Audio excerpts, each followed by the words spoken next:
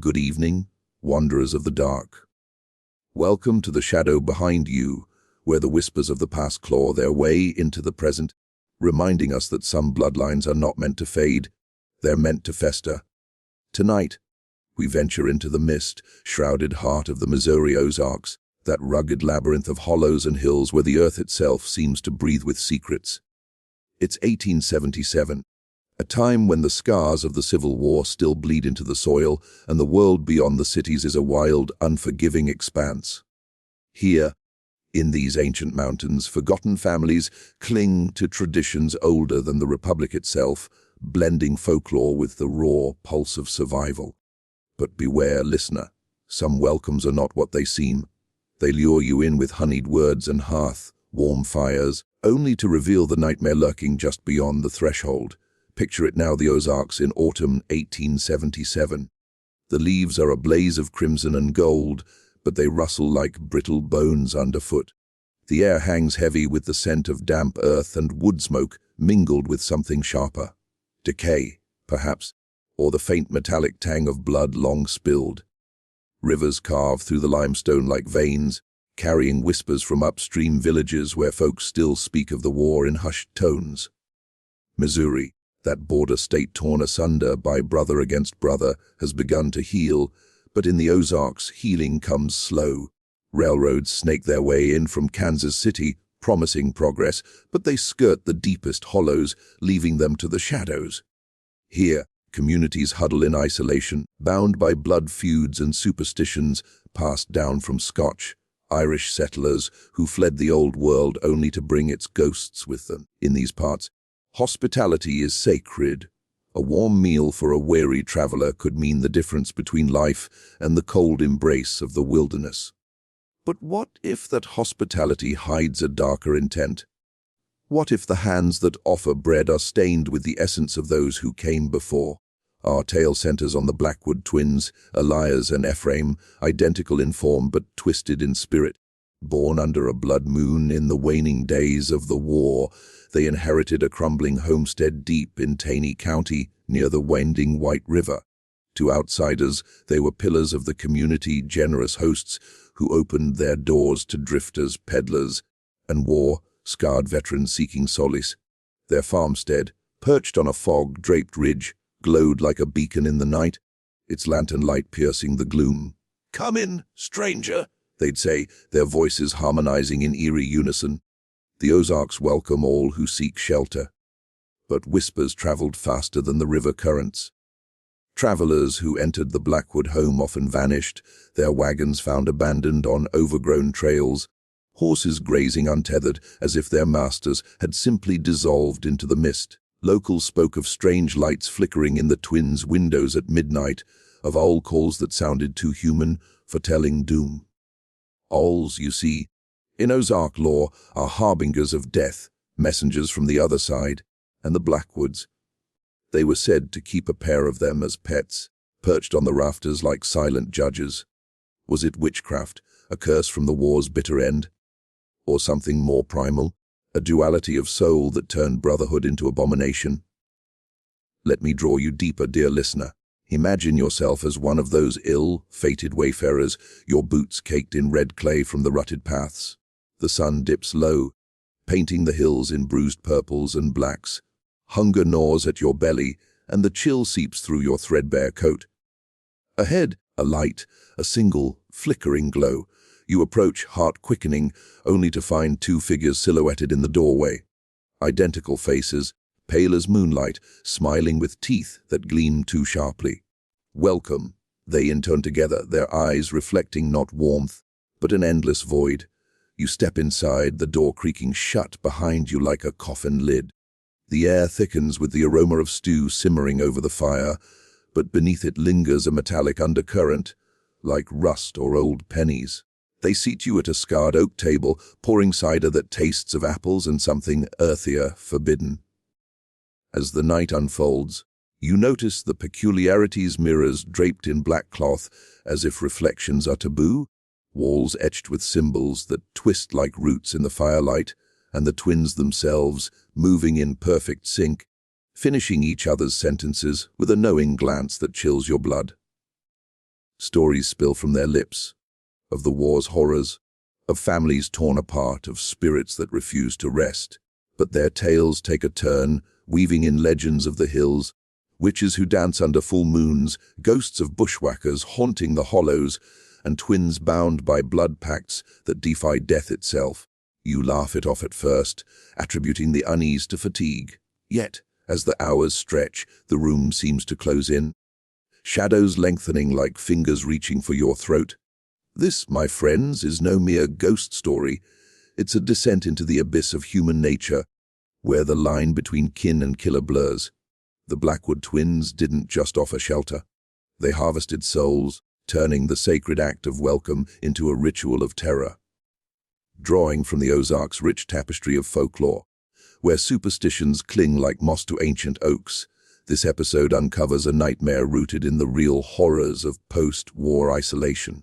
Families vanished, bloodlines cursed, institutions of trust eroded by the unseen.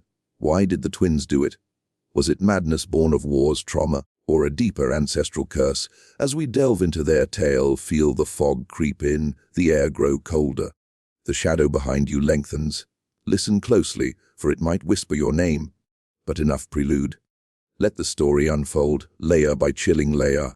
Settle in, dim the lights, and remember, in the Ozarks, the past never truly dies. It waits, patient and hungry, for the next warm welcome to turn cold.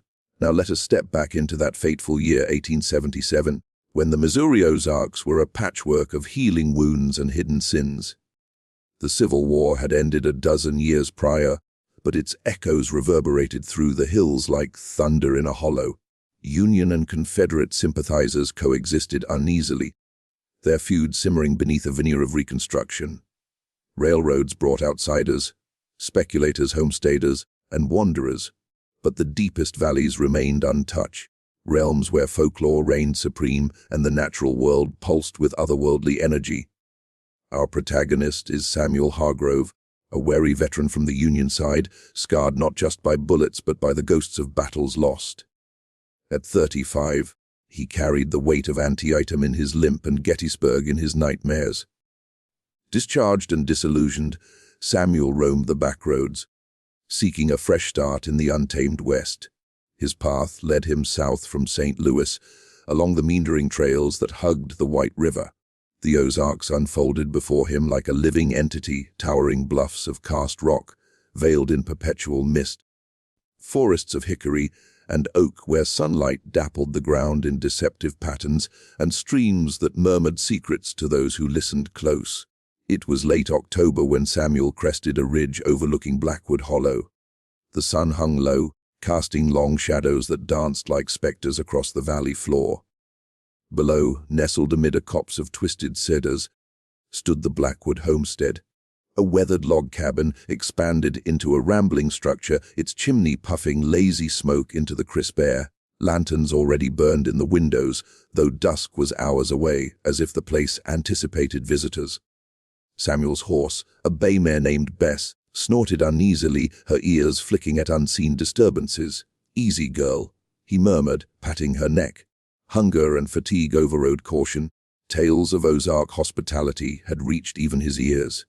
As he descended the trail, the air grew thicker, laced with the scent of pine resin and something sweeter, honeysuckle, perhaps blooming out of season.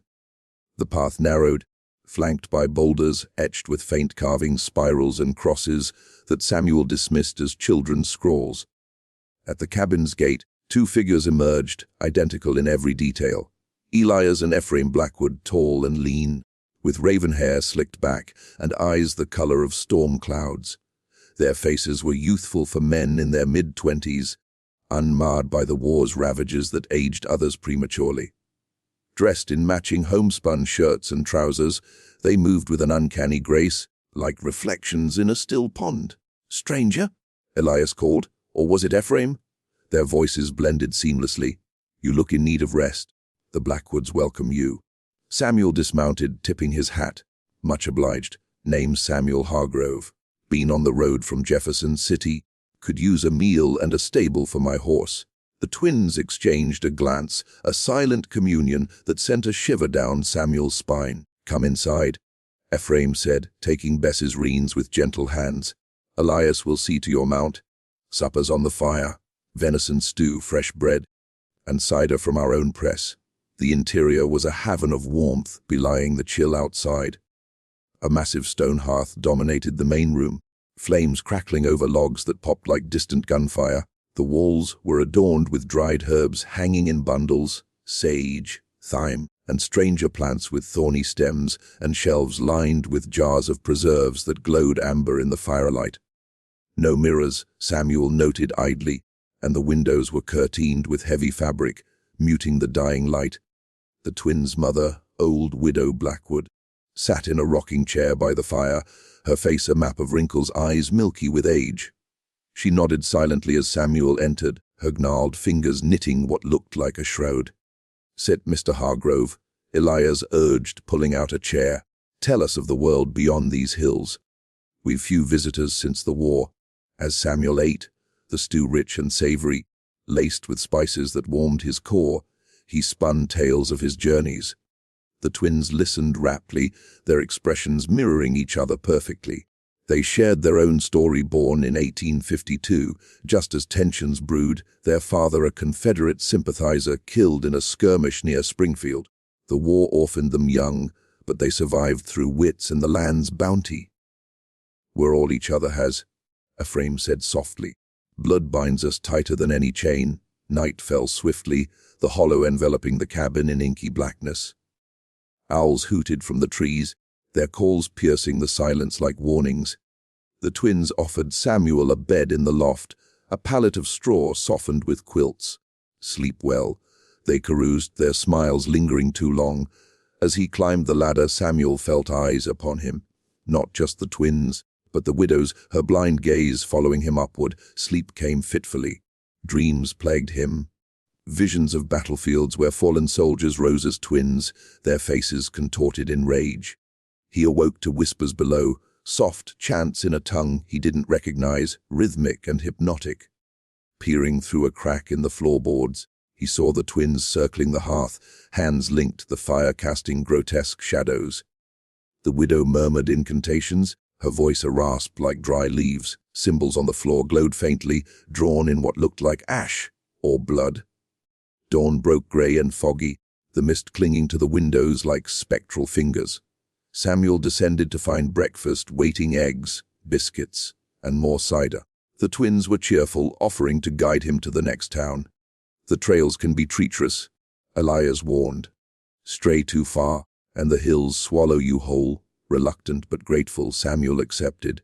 As they rode out, the hollow seemed alive, branches rustling without wind, eyes glinting from the underbrush. They passed abandoned wagons overgrown with vines, but the twins dismissed them as relics of the war. Inez gnawed at Samuel, but the welcome had been so genuine, the food so nourishing. Little did he know, the nightmare was just beginning to unfold. The day wore on, the path wending deeper into the wilderness. Conversation turned to local legends, witches who brewed potions from river mud, ghosts of miners trapped in caves, and twins cursed by native spirits. Osage tales of duality, where one soul splits into light and shadow. "Some say twins share a single fate," Ephraim mused. "What harms one, echoes in the other." By afternoon, they reached a clearing ringed by standing stones, ancient markers weathered by time. Here the twins suggested a rest. As Samuel dismounted, a dizziness overtook him. The cider, perhaps, or the stew? His vision blurred, the twins' faces multiplying like reflections in shattered glass.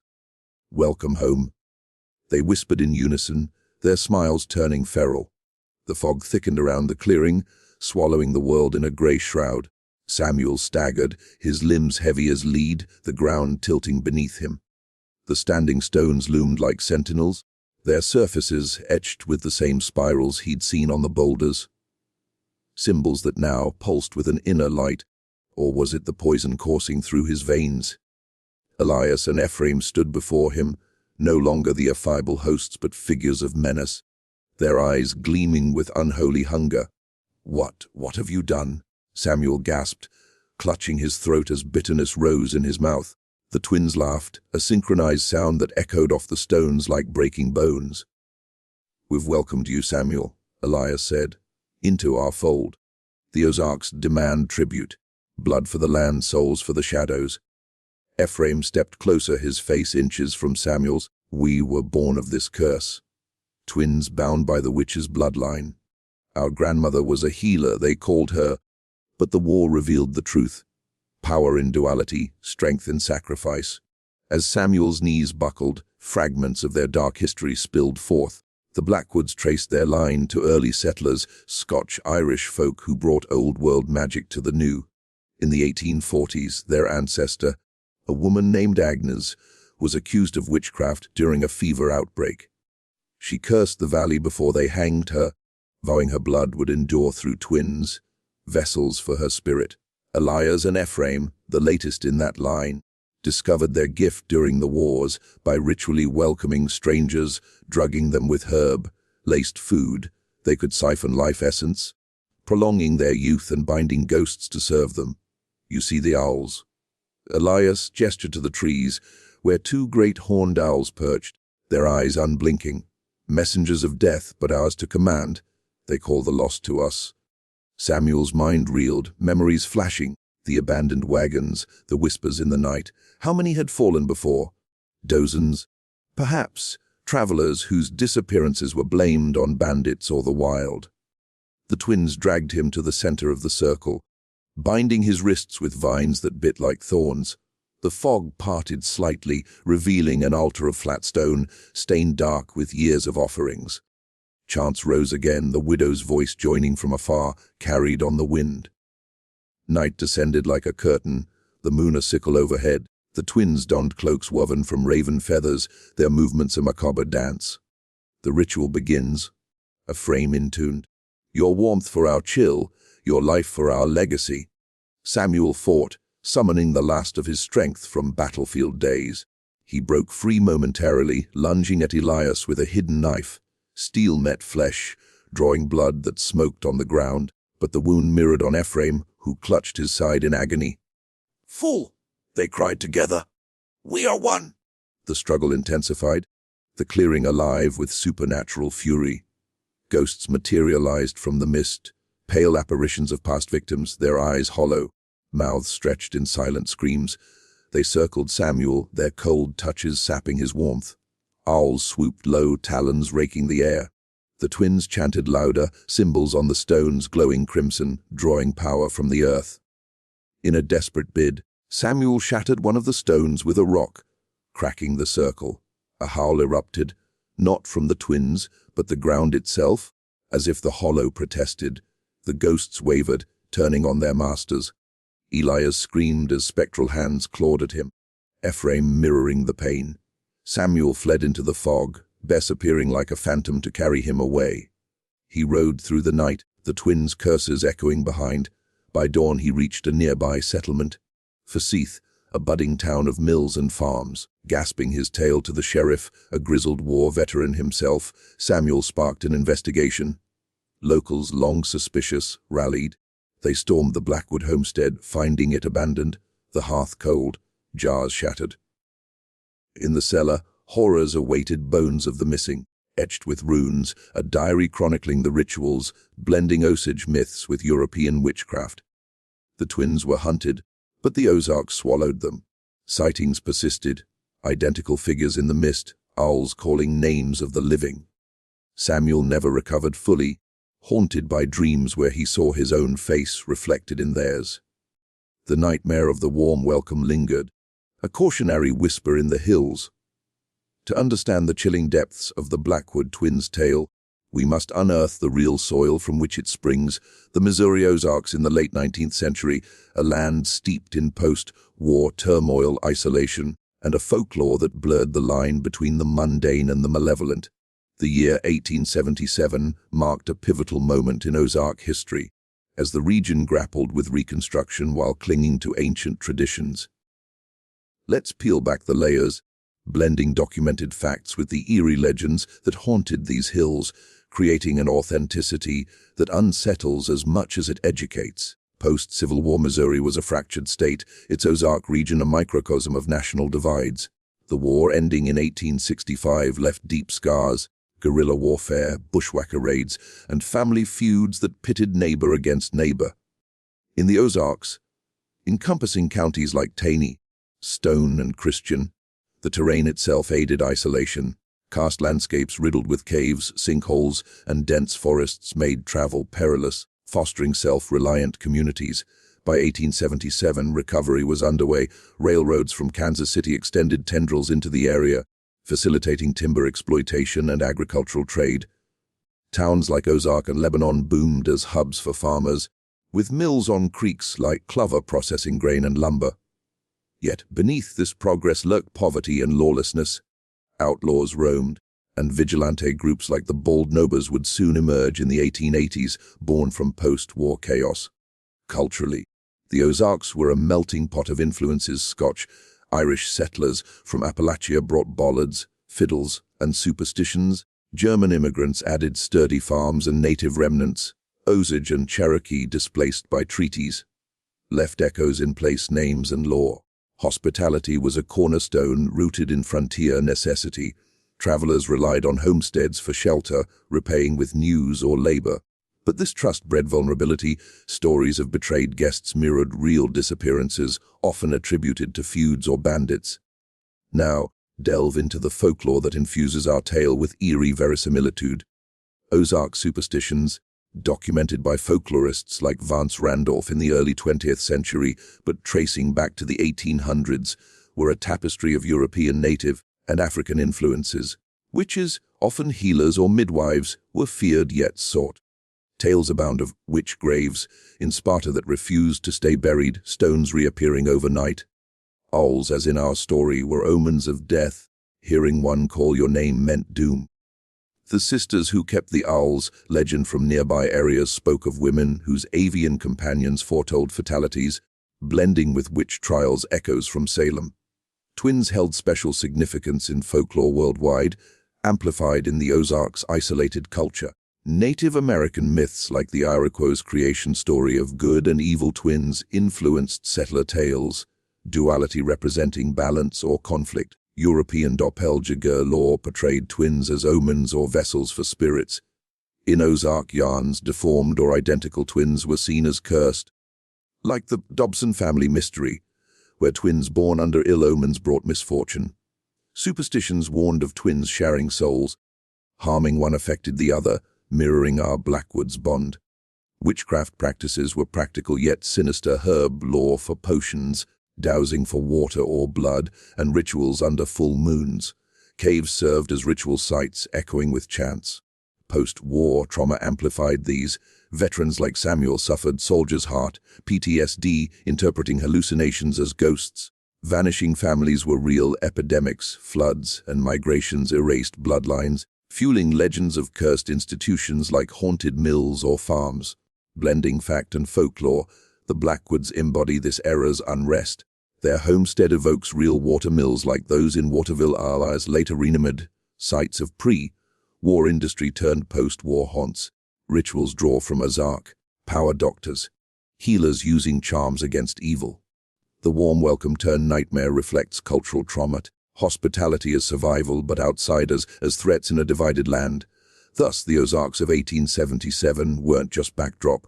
They were the monster, nurturing tales that linger like fog in the hollows. Beneath the surface of our tale lies a labyrinth of symbols and psychological depths, where the Blackwood twins serve as mirrors to universal fears and cultural wounds. This story isn't mere fright, it's a dissection of human duality, the betrayal of trust, and the shadows cast by historical trauma. With an ominous lens, let's explore how this narrative connects to the primal terrors that haunt us all, maintaining the eerie tone that makes the Ozarks as secrets feel alive. At its core, the twins embody duality, the Jekyll and Hyde of the soul. In folklore and psychology, twins represent the split self, one light, one dark, as in Native American hero twins or Gothic doppelgangers. Elias and Ephraim, indistinguishable yet sinister, symbolize the war's fracture. Missouri's border status breeding internal conflict. Psychologically, this nods to dissociative identities born from trauma. Post-war veterans like Samuel grappled with fragmented psyches, seeing their own evil twin In nightmares, the curse binding them reflects Carl Jung's shadow archetype, the repressed self that, when ignored, devours. In the Ozarks, isolation amplified this, families, cut off, turned inward, superstitions manifesting as real horrors. The warm welcome turned nightmare taps into the fear of hospitality betrayed, a universal dread rooted in human vulnerability. Anthropologically, guest-host bonds are sacred asenia in Greek myth, but violation evokes primal terror. Think Hansel and Gretel or vampire lore, where invitation seals doom. In post-war Ozarks, this mirrored cultural trauma, divided loyalties made neighbors suspects, feuds eroding trust. The twins' drugged stew symbolizes false nurture, echoing folklore of witches' brews. Thematically, it explores otherness. Outsiders like Samuel represent progress invading isolation, sacrifice to preserve pure bloodlines. This connects to xenophobia, a shadow in American nature where welcome masks exclusion. Haunting elements, ghosts, owls, rituals, delve into Thanatos, the death drive. Freudian analysis sees the owls as superego harbingers, calling repressed guilt. Culturally, Ozark folklore blended Christian fatalism with pagan animism, owls as death messengers linked to European hags and native spirits. The Vanishing Families theme probes collective amnesia. Post-war societies bury traumas, but they resurface as legends. Symbolically, the standing stones circle eternity, trapping souls in cycles of violence, mirroring generational curses from slavery and war. On a broader scale, the story interrogates human nature's capacity for evil under duress. The twins' youth, siphoning ritual allegorizes exploitation. Post-war economy boomed on resource rape, timber, land, echoing how the powerful feed on the weak. Thematically, it connects to cultural trauma theory. Communities like the Ozarks internalized war's horrors, manifesting as folklore to process grief. Universal fears of the unknown, the mist-shrouded hollows, evoke Lovecraftian cosmic dread where isolation breeds madness. Intellectually ominous, this tale warns the shadow behind you is your own duality, waiting for a welcome to strike. As our journey through the misted vales of the Missouri Ozarks draws to a close, the chill of the Blackwood twins' legacy lingers, a spectral hand on your shoulder. We've traversed the nightmare, from Samuel's fateful arrival to the ritual's unholy climax. Woven through historical scars and folklore's dark threads, the twins' embodiments of cursed duality turned the sacred hearth into an altar of betrayal, their warm welcome a lure into eternal shadow.